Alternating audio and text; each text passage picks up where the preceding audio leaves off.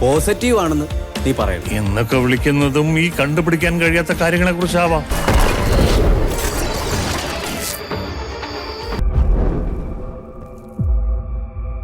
വേണോ ആന്റി? എന്റെ കാര്യം ഞാൻ നോക്കിയാ പോരെ? അത് പോരെ മോളെ. അങ്ങോട്ട് പോകെ പോകെ അത് ബുദ്ധിമുട്ടാവും. അതുകൊണ്ട് ഞാൻ പറയുന്ന മോള് കേക്ക്. നമുക്ക് പറ്റിയ ഒരാളെ ഞാൻ കണ്ടുപിടിച്ചോളാം. അല്ലാതെ നിന്നെ ഇട്ട് കഷ്ടപ്പെടുത്താൻ എനിക്ക് ആവില്ല. വാ മോളെ.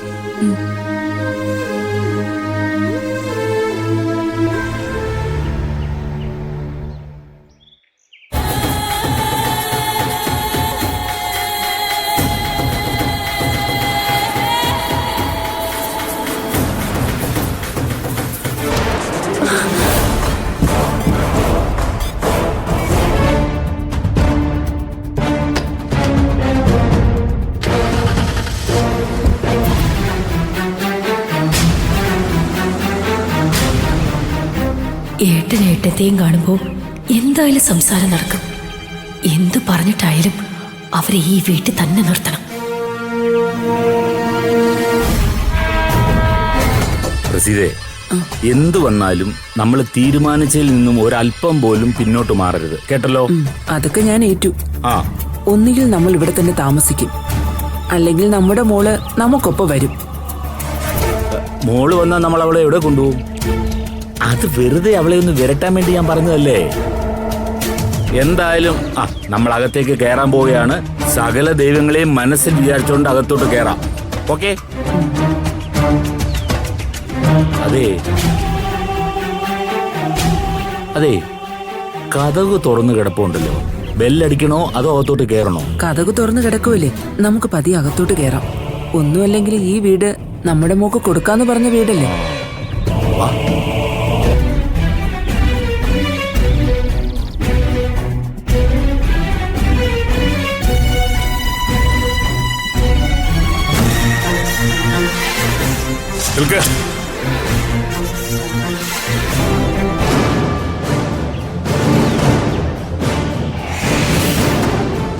എവിടെയൊക്കെ രണ്ടുപേരും കൂടി മര്യാദ തിരിച്ചു പോകാൻ നോക്ക്. ക്ഷമിക്കണം പച്ചമ്മി, ഞങ്ങൾ തിരിച്ചു പോകാനല്ല വന്നത്. പിന്നെന്താ ഇവിടെ കയറി താമസിക്കാനാണോ വന്നേ?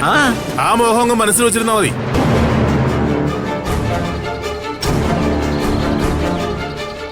ഞങ്ങളുടെ മോൾ എവിടെയാണോ അവിടെ ഞങ്ങൾ ഇനി താമസിക്കുന്നുള്ളൂ. അത് നിങ്ങൾ മാത്രം തീരുമാനിച്ചാൽ മതിയോ? വെറുതെ സൂര്യയുടെ കയ്യിൽ നിന്ന് വാങ്ങിക്കൂടാതെ പോവാൻ നോക്ക്. ഇല്ല മച്ചമ്പി, ഞങ്ങളെ ഇനി തല്ലി കൊന്നാലും ശരി, ഞങ്ങൾ ഇവിടുന്ന് പോകത്തില്ല. സൂര്യ, സൂര്യ, സൂര്യ,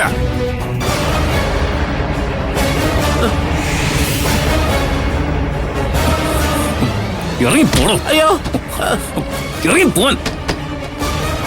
എന്താച്ചാ ഇവരെന്തിനാ ഇവിടെ വന്നത്? മര്യാദക്ക് ഇറങ്ങി പോകാൻ പറ. മടങ്ങിപ്പോകാനാണല്ലേ മാനസമോളെയും കൊണ്ട് ഞങ്ങൾ പോവും. അല്ലാതെ നിങ്ങൾ പോവില്ല? പോയില്ല. ഇല്ല, സ്വന്തം മോളുള്ളപ്പോഴേ അങ്ങനെ അനാഥരെ പോലെ ജീവിക്കേണ്ട ഗതികൂടൊന്നും ഞങ്ങൾക്കില്ല. ഇറങ്ങിപ്പോണോ? ഭാവനെ അപായപ്പെടുത്തിയതും പോരാന്നിട്ട് വീണ്ടും വന്നിരിക്കുന്നു. അത് ഞങ്ങൾക്കൊരു ബുദ്ധിമോശം വന്നതാ. ഞങ്ങളതിന് അനുഭവിക്കുകയും ചെയ്തു. ഇനി അങ്ങനൊന്നും ഉണ്ടാവില്ല. വീട് നിങ്ങളെ ഇനിയും ഞാൻ തല്ലിയ ചിലപ്പോ നിങ്ങൾ തീർന്നു പോകും. അതുകൊണ്ട് ചേട്ടാ, എന്നാ പിന്നെ ഞങ്ങളുടെ മോളെ കൂടെ ഞങ്ങൾക്ക് അയക്ക്. വിളിച്ച് ഇറങ്ങി വരയ്ക്ക് കൊണ്ടുപോയിക്കോ. അതെങ്ങനെ അവള് വരും? നിങ്ങൾ അവളെ പറഞ്ഞ് പഠിപ്പിച്ചു വെച്ചിരിക്കല്ലേ. മാനസയും കൂടെ വന്ന് സംസാരിക്കട്ടെ. അവളുടെ സംസാരവും കൂടെ കഴിഞ്ഞിട്ട് ഞാൻ ഇടപെടുന്നതാണ് ബുദ്ധി. അച്ഛാ, ഇവര് രണ്ടും കൽപ്പിച്ചാ വന്നിരിക്കുന്നത്. ഇവർ ഈ വീട്ടിൽ താമസിക്കാൻ പാടില്ല. ധൈര്യമായിട്ടിരിക്കടാ, ഒരിക്കലും അങ്ങനെയൊന്നും ഉണ്ടാകുമ്പോഴില്ല. എന്നാ പിന്നെ ഞങ്ങളുടെ മോളെ വിളി, അവള് പറയട്ടെ ഞങ്ങൾ എന്തോ വേണോന്ന്. ഓഹോ, മോളെ മാനസേ. സൂര്യ, അവള് വരട്ടെ.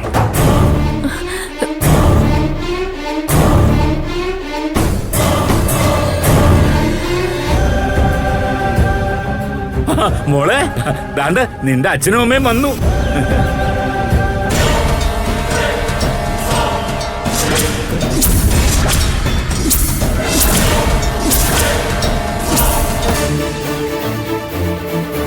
മോളെ, ഞങ്ങൾക്ക് വയ്യ എങ്ങനെ അനാഥരെ പോലെ കഴിയാൻ. അതുകൊണ്ട് ഞങ്ങൾക്ക് നിന്നോടൊപ്പം കഴിയണം. വേണ്ട, എന്നെ ഇനി അവഹേളിക്കാനല്ലേ ഞാൻ ഇവിടെ എങ്ങനെയെങ്കിലും ഒന്ന് കഴിഞ്ഞോളാം. ഡീ, നീ എന്താ ഞങ്ങളുടെ ബുദ്ധിമുട്ട് മനസ്സിലാക്കാത്തെ? ദേ, സാഹചര്യം നോക്കിയുള്ള അമ്മയുടെ അച്ഛന്റെ ഈ സംസാരമൊന്നും ഇനി എന്റെ അടുത്ത് വേണ്ട.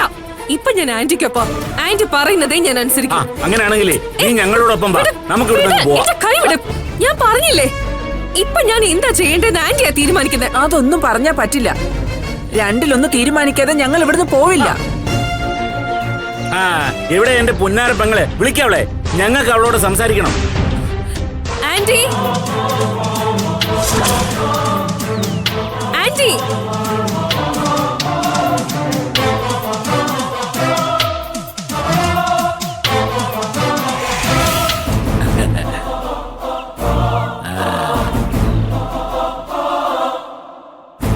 എന്താ ഇവിടെ?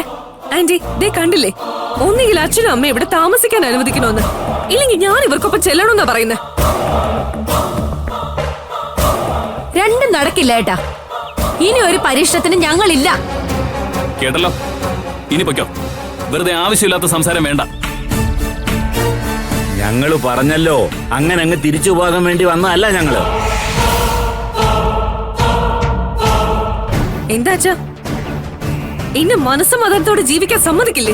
ഓഹോ, അപ്പൊ ഞങ്ങള് നിനക്ക് മനസമാധാനക്കേടായി അല്ലേ? മതി മോളെ, നിന്റെ നാവിൽ നിന്ന് ഞങ്ങൾക്ക് ഇത്രയും കേട്ടാ മതി.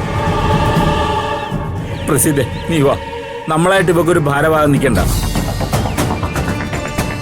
നിന്റെ ജീവിതം നശിച്ചു പോകുന്നു തോന്നിയപ്പോ നിന്റെ നല്ലതിന് വേണ്ടിയാ ഞങ്ങൾ കേസ് കൊടുത്തതും നിന്നെ സംരക്ഷിക്കാൻ നോക്കിയതും. പക്ഷെ ഞങ്ങൾക്ക് തന്നെ അത് വിനയായി മാറുമെന്ന് ഞങ്ങൾ വിചാരിച്ചില്ല.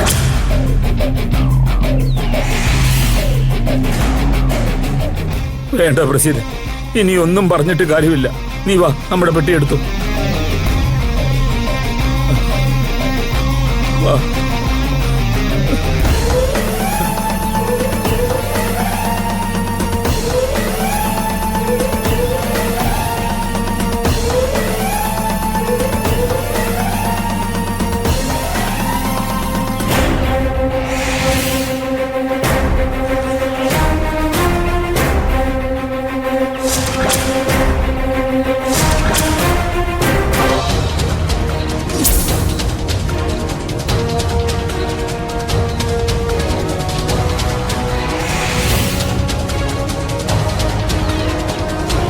നീ ഇത് കണ്ടോ?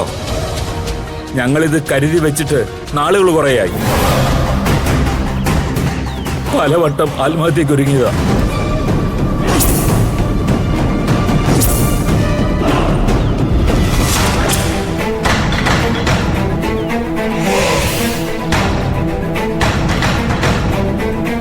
അപ്പോഴൊക്കെ നിന്റെ ഈ മുഖമാ ഞങ്ങളെ പിന്തിരിപ്പിച്ചത്. ഇനി ഞങ്ങൾക്ക് ആ പ്രതീക്ഷ വേണ്ടല്ലോ. നീയെങ്കിലും സന്തോഷത്തോടെ ജീവിക്കുക. ഇനി നിന്നെ ശല്യപ്പെടുത്താൻ ഞങ്ങൾ വരില്ല.